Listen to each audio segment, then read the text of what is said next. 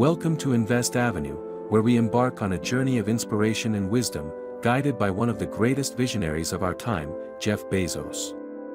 Join us as we delve into the fascinating story of a young entrepreneur who dared to dream big, defied all odds, and changed the world forever. In this remarkable speech, Jeff Bezos shares profound insights on life, choices, and the pursuit of a calling.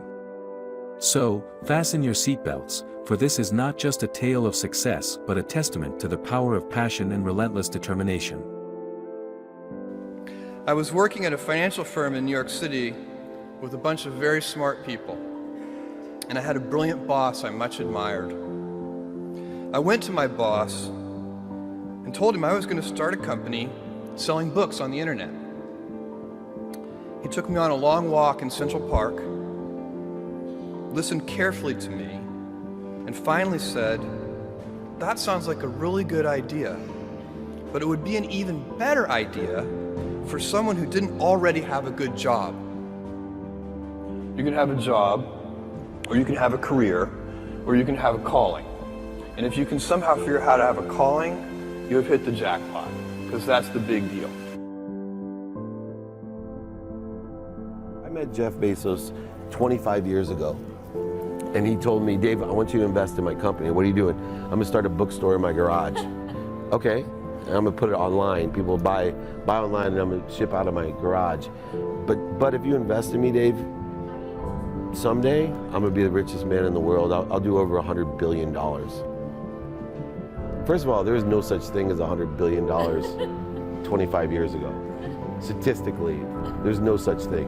Countries didn't have 100. Our national debt wasn't $100 billion.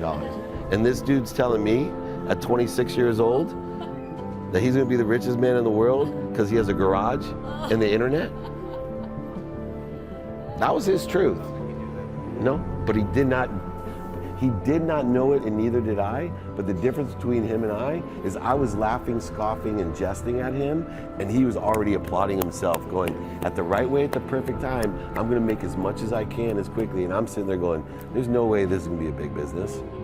Do something you're very passionate about, and don't try to chase what is kind of the hot passion of the day. Seen in that light, it really was a difficult choice, but ultimately, I decided I had to give it a shot. I didn't think I'd regret trying and failing, and I suspected I would always be haunted by a decision to not try at all. After much consideration, I took the less safe path to follow my passion, and I'm proud of that choice. As a young boy, I had been a garage inventor. I'd invented an automatic gate closer out of cement-filled tires, a solar cooker that didn't work very well out of an umbrella and aluminum foil, baking pan alarms to entrap my siblings. I'd always wanted to be an inventor, and she wanted me to follow my passion. There's a military phrase that I especially love, and it says, "Slow is smooth and smooth is fast." And I have seen that in every endeavor I've ever been in. That's the kind of thing that really allows you to make progress. You know, you get certain gifts in life and you want to take advantage of those, but I guess my advice on adversity and success would be to be proud not of your gifts, but of your hard work and your choices. So, you may be, the kinds of gifts you get in life, you might be really good at math. It might be really easy for you. That's a kind of gift. But practicing that math and taking it to the next step, that could be very challenging and hard and take a lot of sweat. That's a choice. You can't really be proud of your gifts because they were given to you. You can be grateful for them and thankful for them. But your choices, you choose to work hard. You choose to do hard things. Those are choices that you can be proud of. You can choose. We all get to choose our life stories, and it's the choices that define us, not our gifts. Everybody in this room has many gifts. I have many gifts, You can never be proud of your gifts because they're gifts. They were given to you. You might be, tall, or you might be really good at math, or you might be extremely beautiful or handsome, or there are many gifts, and you can only be proud really of your choices because those are the things that you are acting on. And one of the most important choices that each of us has, and you know this just as well as I do, is you can choose a life of ease and comfort, or you can choose a life of service and adventure. And when you're 80, which one of those things do you think you're going to be more proud of? You're going to be more proud of having chosen a life of service and adventure. There's never been a better time to be alive. I mean, it's just incredible the amount of inspiration that the world generates for me, and I think for a lot of people. It's insane, the amount of change and invention and opportunity.